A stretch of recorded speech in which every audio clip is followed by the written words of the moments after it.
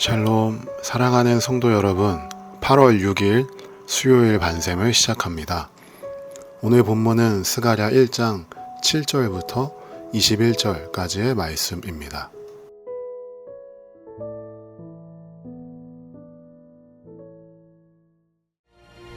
다리오 왕 제2년 11째 달, 곧 스바들 24일에 이또의 손자 베리가의 아들 선지자 스가랴에게 여호와의 말씀이 임하니라.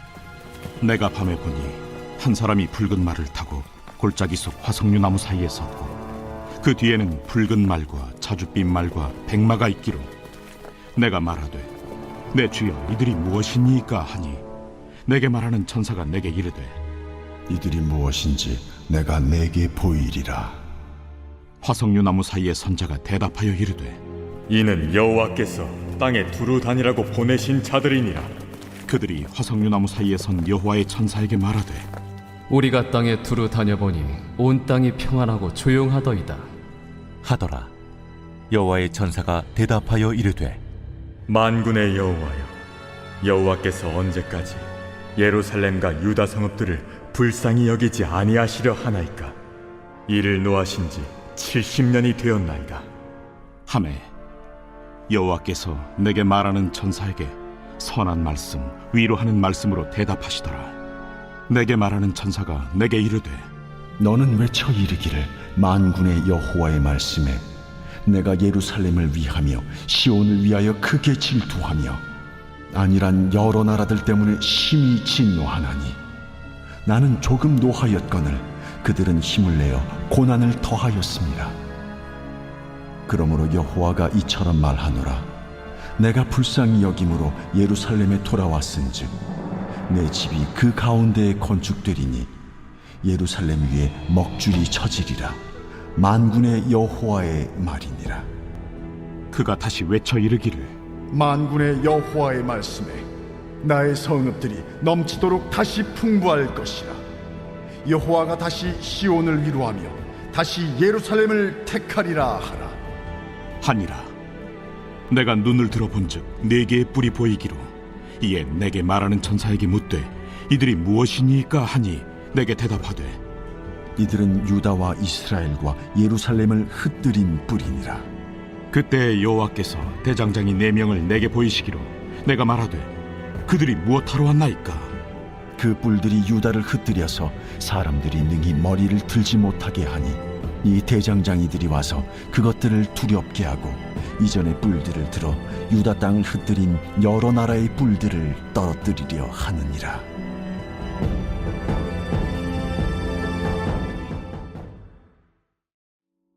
오늘은 환상 속의 그대라는 제목으로 함께 말씀 나누겠습니다. 환상 속의 그대는 서태지와 아이들의 히트곡 중에 하나입니다. 가사 중에 이런 내용이 있습니다.